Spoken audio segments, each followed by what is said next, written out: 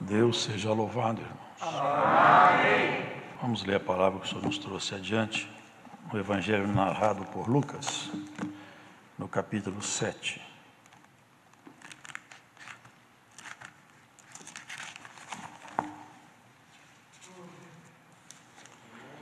Iniciemos a leitura a partir do versículo 18.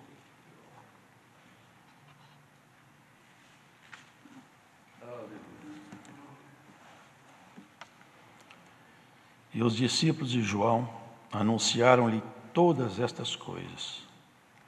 E João, chamando 2 dos seus discípulos, enviou-os a Jesus, dizendo: És tu aquele que havia de vir, ou esperamos outro? E quando aqueles homens chegaram junto dele, disseram: João Batista enviou-nos a perguntar-te: És tu aquele que havia de vir, ou esperamos outro?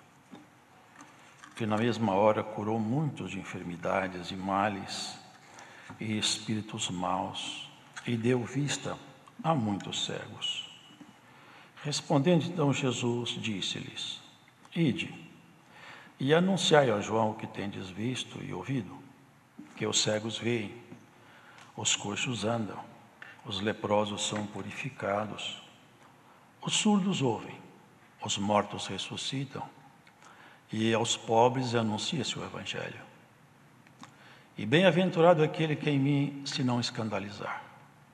E tendo-se retirado os mensageiros de João, começou a dizer à multidão acerca de João: que saístes a ver no deserto uma cana abalada pelo vento, mas que saístes a ver um homem trajado de vestidos delicados. Eis que os que andam com preciosos vestidos e em delícias estão nos passos reais. Mas que saístes a ver? Um profeta? Sim, vos digo, e muito mais do que profeta. Este é aquele de quem está escrito: Eis que envio o meu anjo diante da tua face, o qual preparará diante de ti o teu caminho. E eu vos digo que, entre os nascidos de mulheres, não há maior profeta do que João Batista, mas o menor no reino de Deus é maior do que ele. E todo o povo que o ouviu, e os publicanos, tendo sido batizados com o batismo de João, justificaram a Deus. Mas os fariseus e os doutores da lei rejeitaram o conselho de Deus contra si mesmos, não tendo sido batizados por ele. E disse o Senhor: A quem, pois, compararei os homens desta geração e a quem são semelhantes? São semelhantes aos meninos que, assentados nas praças, chamam uns aos outros e dizem: Tocamo-vos flauta e não dançastes, cantamo-vos lamentações e não chorastes. Porque veio João Batista, que não comia pão nem bebia vinho, e dizeis: tem demônio. E veio o Filho do Homem, que come e bebe, e dizeis: eis aí um homem comilão e bebedor de vinho, amigo dos publicanos e dos pecadores. Mas a sabedoria é justificada por todos os seus filhos. Até aqui. Amém.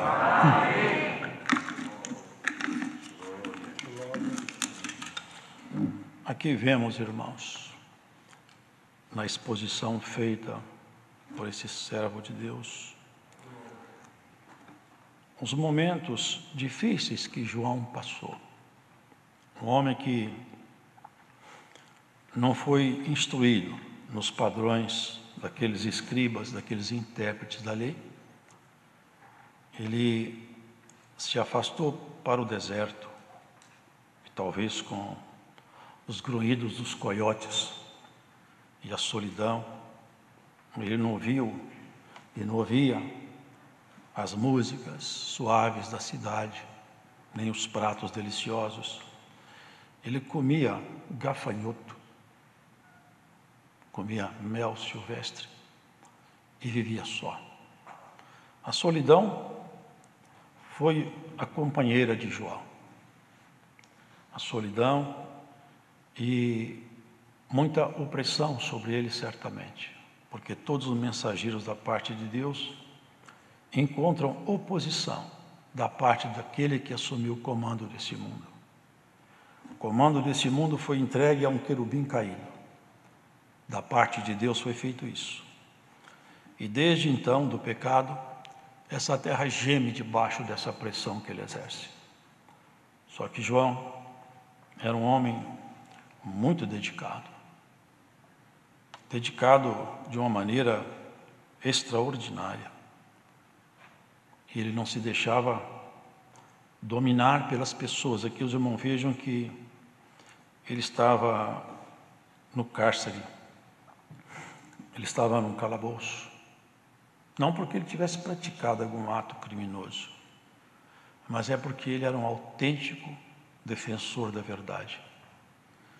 E ele repreendeu o que Herodes tinha feito, de coabitar com a mulher do seu irmão. E ela ficou possessa de raiva contra ele. E a história, os irmãos conhecem. A filha dela dançou perante ele, numa dança lasciva, e o conquistou. E tudo isso resultou no pedido da cabeça dele, irmãos. Posteriormente, João foi decapitado. Ele pressentia tudo isso aí. Não porque foi alguma coisa de improviso, ele sabia desde o princípio. O acordo foi feito assim. Se os irmãos prestar atenção, João nem se identifica como parte integrante da igreja, propriamente. Uma certa feita ele diz assim: quem tem a esposa é o esposo. Mas o amigo do esposo fica muito contente quando escuta sua voz. Ele dizia o seguinte: Cristo é o esposo, a igreja é a esposa dele, mas eu sou amigo do esposo, porque eu vim fazer um anúncio, e fez bem. Mas na pressão da morte, certamente uma força estranha soprou em seu pensamento que ele poderia ter errado o alvo. Talvez não fosse esse ainda, viesse outro. São pressões que caíram sobre João. Ele enviou 2 dos seus discípulos e perguntando: é o Senhor mesmo que a gente está esperando? É isso mesmo? Está tudo certo, porque eu estou muito oprimido, eu estou pronto a ser morto. Eu espero ter acertado a minha missão. Confirma para mim, me dá uma paz, eu estou muito aflito. É o Senhor mesmo? Conforta o meu coração, me ajuda. Porque, irmãos, o ser humano, ele sente medo, sente aflição. Mas quando ele tem um amor genuíno, o medo e a aflição não tira dele o temor do Altíssimo. E ele preservou. E quando foi então o Senhor interrogado acerca disso, da parte de João? Porque os irmãos lembram? João, ele não fez curso preparatório.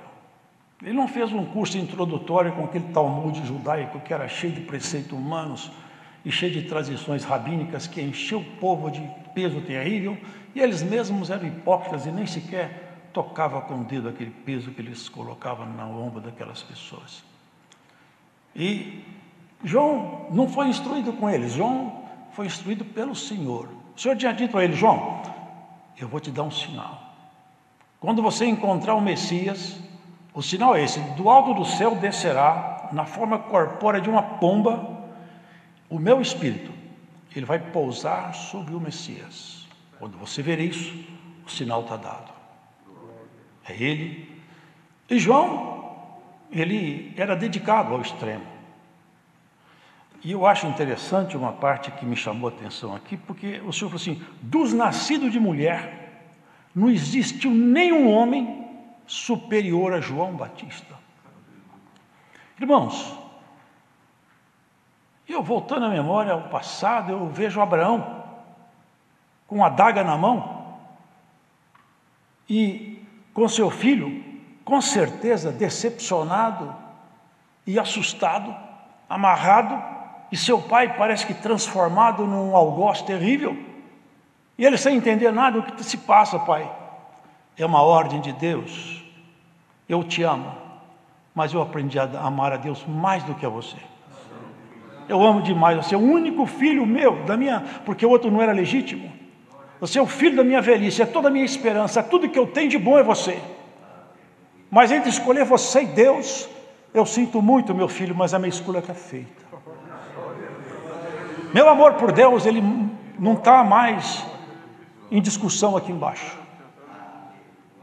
Que grandeza, que majestade. E vem o Senhor e fala: Abraão era menor do que João. Só que João não fez milagres. João não fez prodígio. Aonde está essa grandeza assim aos nossos olhos? Mas João, ele era autêntico.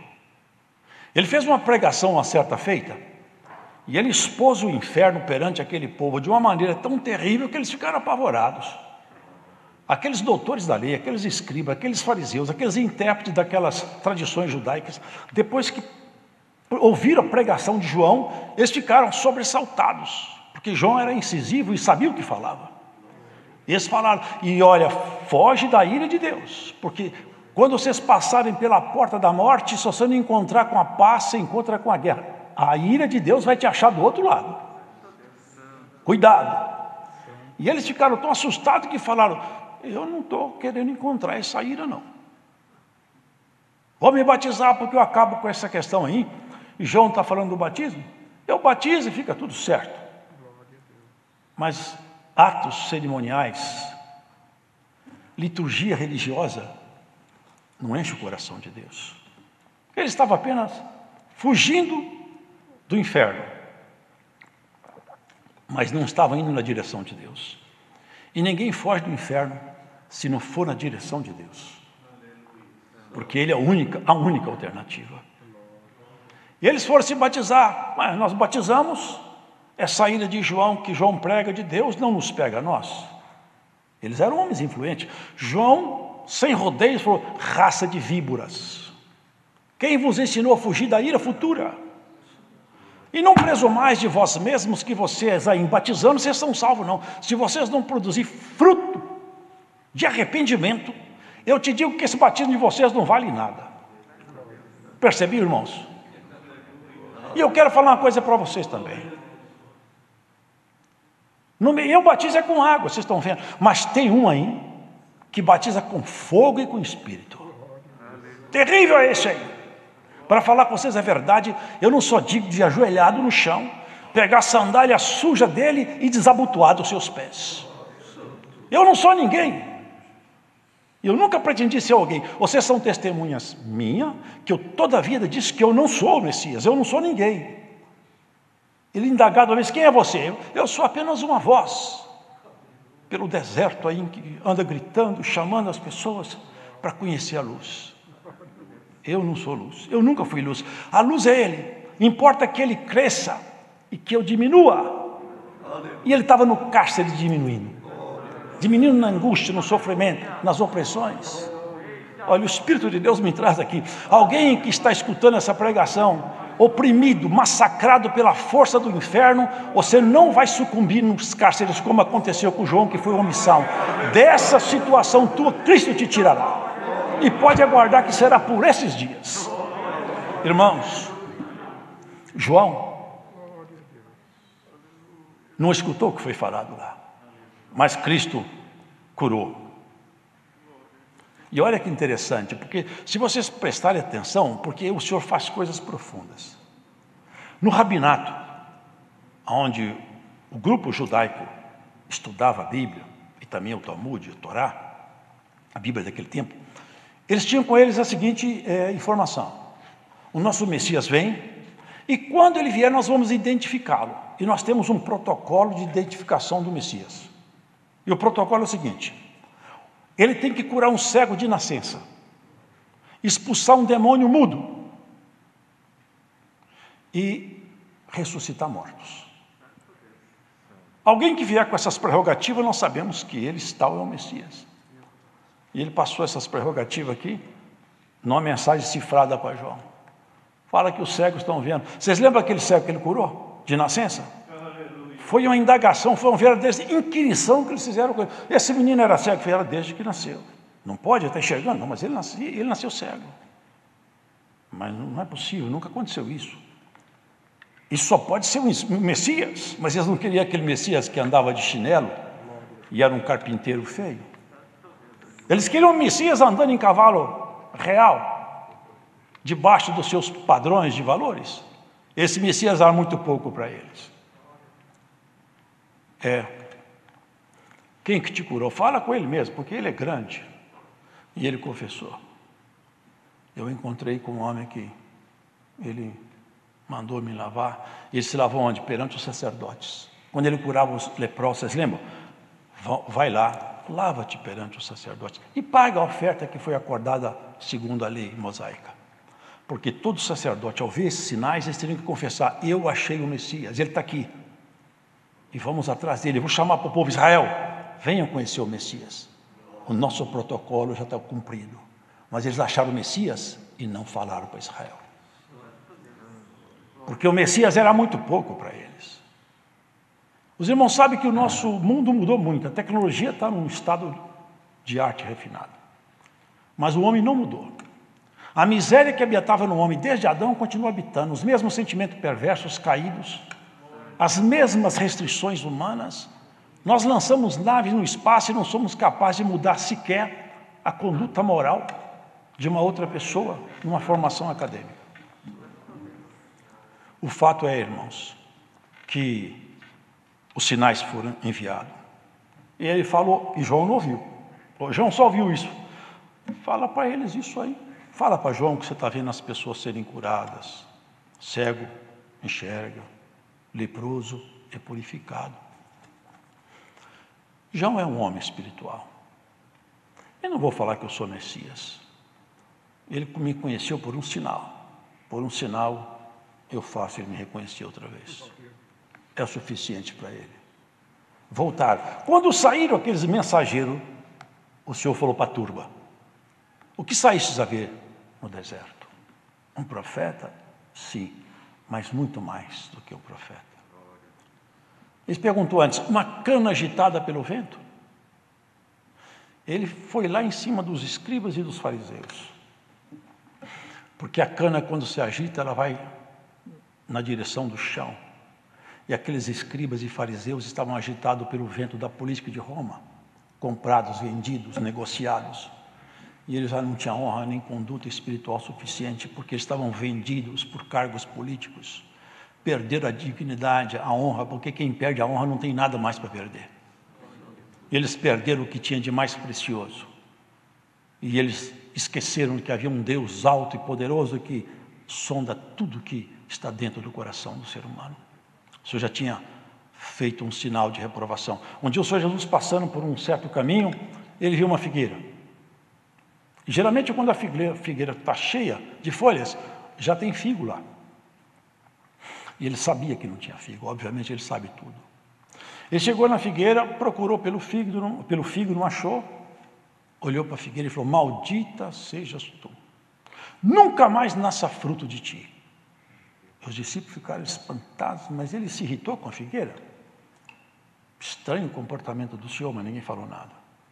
Depois eles passaram de volta e encontraram a figueira seca. Falei: mestre, olha o que aconteceu com a figueira depois que o senhor ficou bravo aí. Ó. Olha, secou toda. Irmãos, Deus não busca religiosos, porque eles sempre estiveram por aqui. Deus busca homens que amem a Ele de verdade, mulheres que se entreguem a Ele de verdade. Aquela figueira é Israel, irmão, que só tinha aparato. Era aqueles escribas e fariseus, que tinham as vestes bonitas, gostavam de se chamar de mestre, professor, doutor, que seria hoje nosso linguajar. Mas eles não tinham santidade, não tinham busca individual. Eram sepulcros caiados. Eles caiavam sepulcros para que nenhum sacerdote ou levita tocasse naquele sepulcro e ficasse imundo. E eles faziam o sepulcro ficar até bonito. E ele falou: encontra aqui um conjunto de sepulcros caiados. Vocês são bonitos para quem olha, mas quem tocar em você, ou seja, quem aprender com vocês, quem for alunos seus, vai se contaminar demais, porque vocês rodam o mundo inteiro para fazer um prosélito, você é um recém-convertido, e quando vocês fazem um prosélito, vocês fazem ele pior do que um filho do inferno, pior do que vocês. Vocês percebem como que o caminho do Senhor Deus é um caminho sério, santo, e ele não tem ajustes, não tem acordos políticos. não tem pano quente, todos nós vamos prestar conta da vida que nós estamos aqui embaixo. E nem sequer conquistamos essa vida, nos foi dada. Lá na frente, todos prestaremos conta dessa vida que nos foi dada. Para regozijo e para vergonha. Passou pela porta da morte, encerrado está o tempo dos acordos. Por isso, bem-aventurado é aquele que antes de tombar, faz os acordos, como o Senhor mandou aqui, há um tempo atrás. Vai mandar os seus reizinhos fazer os acordos com o nosso grande rei. Antes do dia do grande acerto, irmãos. Porque ele falou assim no final: quem que eu vou comparar essa geração? Porque eu queria que vocês chorassem, e vocês não choraram. Eu queria que vocês cantassem, e vocês não cantaram. Vocês reprovaram o choro e reprovaram o canto. Eu trouxe mensagens severas, vocês não se endireitaram com ela. Eu trouxe mensagens alegres, vocês não aceitaram as minhas mensagens alegres. João Batista não comia, ele comia gafanhoto. E até hoje no Oriente se come gafanhoto. É rico em proteína. Ele comia gafanhoto. Sabor horrível. Ele não tinha contato com a sociedade, não se desfrutava de nada. Vê Jesus Cristo, vê eu. Ele andava no meio dos pecadores, porque ele veio exatamente para isso, para resgatá-los. Quantas vezes o Senhor fez obras no meio de pessoas pecadoras e eles julgando a ele? Uma ocasião ele entrou numa casa, certo? Salvo engano, um homem chamado Simão. Estava na casa. E uma certa mulher, quando viu Cristo e olhando nele, enxergou nele a verdade. O Deus que ali estava escondido, o Deus Filho, porque nele se congrega o céu e a terra. Por isso, irmãos, que conhecer Jesus histórico, qualquer um pode conhecer, basta abrir um livro. Mas conhecer o Jesus, o Filho de Deus, é necessário que então seja ministrado em nós esse conhecimento pelo Espírito Santo. Essa é a revelação da graça. E aquela mulher foi revelado a ela. Ela nem sequer conversou com ele. Ela abaixou-se e rastejando por debaixo da mesa, talvez nas cadeiras, ela chorava compulsivamente, porque falava: esse aqui é o Filho de Deus. Eu não vou nem olhar para o rosto dele, mas eu vou fazer isso. Eu vou me arrepender aos seus pés. Chorava, e era tanta lágrima que ele molhava os pés sujos de andar pela poeira, e com os cabelos ela enxugava aquele pó sujo de lodo e limpava os pés dele. E alguém falava: essa mulher eu conheço ela, uma pecadora, esse homem não é profeta nada. É isso que estava reprovando, vocês não sabem avaliar.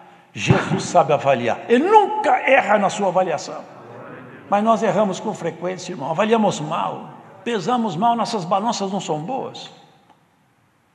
Eu entrei na sua casa, você não me deu nem um beijo, você nem me deu água para lavar os pés. Essa mulher aqui, ó, não cessa de chorar. Vocês lembram de uma pergunta que ele fez também? Tinha um certo homem que tinha um credor. Um devia 500 e outro 50. Ele perdoa ambos. Qual dos dois vocês acham que ficou mais contente? Alguém disse: eu acho que aquele que o senhor foi perdoado 500. Você acertou.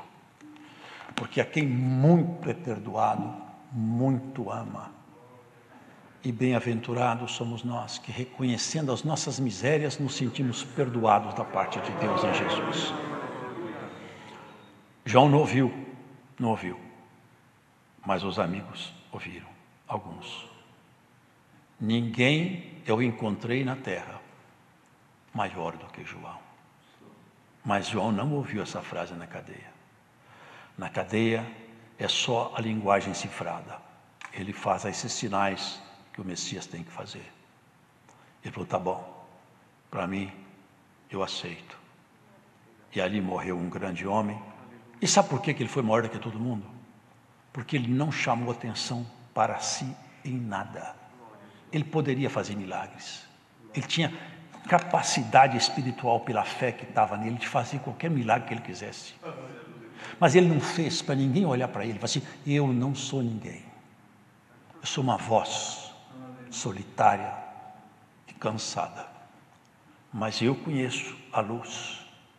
Eis aí o Cordeiro de Deus que tira o pecado do mundo. Corram para Ele, abracem Ele, aprendam com Ele. Esse é o Cristo anunciado. Alguém falou ainda, mas você está perdendo seus discípulos. Eu quero perder todos, porque todos são dele. Eu não tenho igreja, eu sou amigo dele, é ele que tem igreja, não sou eu. Não aceitou elogio? Se é profeta, eu falei, não sou. Ele não mentiu. É que ele não se encaixava na interpretação deles, naquele conceito deles. Eu sou apenas uma voz. E essa voz que anunciava o Senhor nunca se exaltou. Irmãos, a grande proposta de Deus conosco é nós reconhecermos em Cristo a autoridade máxima de nossa história. Rendermos nosso coração a Ele. E sermos levados cativos por esse amor precioso que Ele teve por nós. Porque Ele foi arrastado aos limites que um ser humano... Porque, irmãos, Jesus é um homem nascido de Maria. É um ser biológico. Mas o Deus que nasceu ali, aparentemente, porque Ele sempre existiu, Ele nunca começou a existir, mas eles criam isso. Esse Deus Filho sempre existiu. Não começou a existir quando Jesus nasceu. Isso aí precisa ficar bem claro para nós que somos servos de Deus. Esse Deus sempre existiu, é o Verbo eterno. É a segunda pessoa da Trindade Santa. Ele sempre existiu. Ele apenas tomou forma no homem, porque Ele precisava da credencial de homem para tomar a nossa própria miséria como um problema que nós nunca íamos resolver. Como que nós tiraríamos de nós as nossas mazelas, irmãos? Nós não temos dignidade para isso. O sangue de cordeiros expiava pecado de forma temporária, mas não modificava a mente do pecador. Precisava de um sangue melhor do que o nosso, do que qualquer um dos santos do passado. Por isso ele tinha que ser um homem de verdade, sem deixar de ser o Deus que ele sempre foi. Ele tinha que congregar nele a natureza de um homem e a natureza de Deus.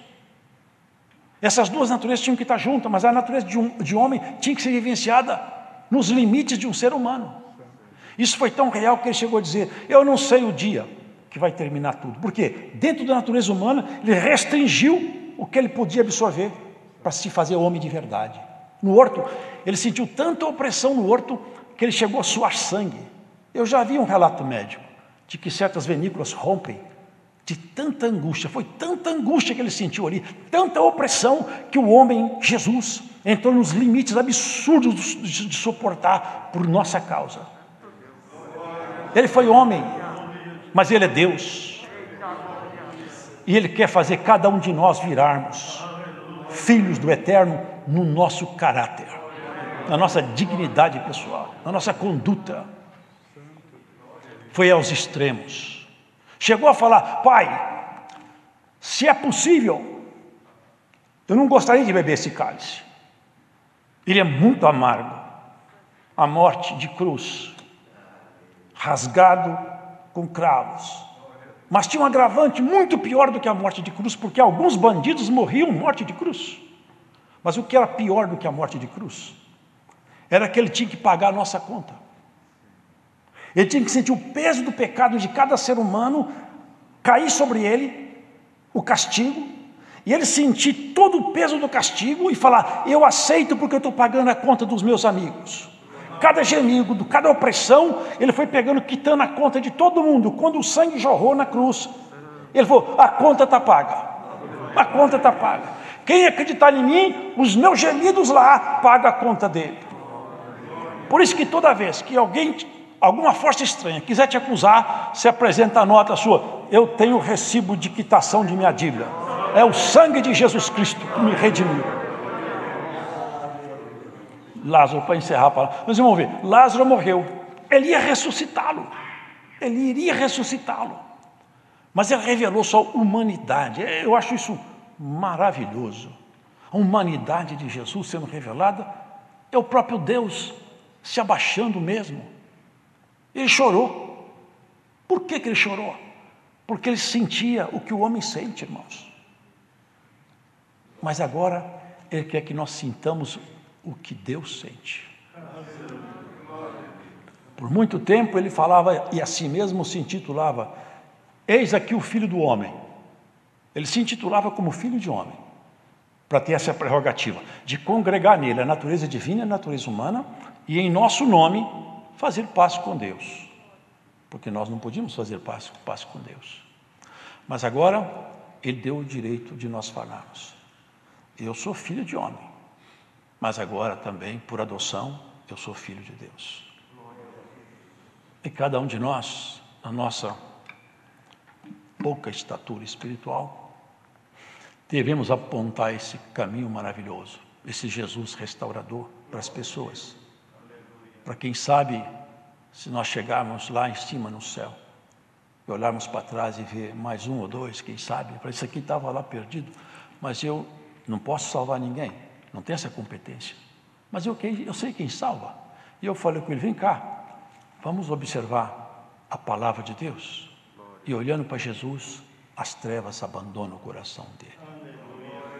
Bem-aventurado aquele que entende a proposta de Deus na sua própria história. Porque você nasceu e você não escolheu seu sexo, seu nome, sua compleição física, seu grau de inteligência, nem sua família. Tudo te foi dado. Porque existem 3 características no relacionamento de Deus com o homem. Uma é a vontade, outra é a permissão e outra é o decreto. Quando Deus faz os seus decretos, como Ele fez quando Noé estava na terra, eu me cansei de ver tanta miséria e eu não vou suportar mais, eu vou destruir essa terra, é um decreto. Ele falou para Noé, eu tenho uma vontade de salvar você e sua família, construa uma arca. Ele poderia construir ou não. E tem coisas que Ele deixa, mas não é que Ele quer. Mas o homem é livre para fazer escolhas. Vocês lembram que Ele falou para Caim? Caim, o pecado está à porta e bate aí para entrar.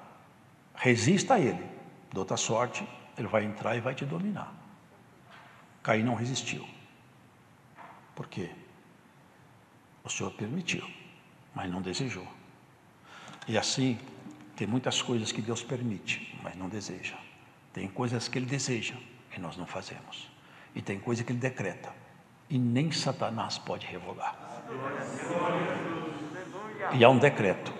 Se alguém aceitar a palavra dele, nenhuma força.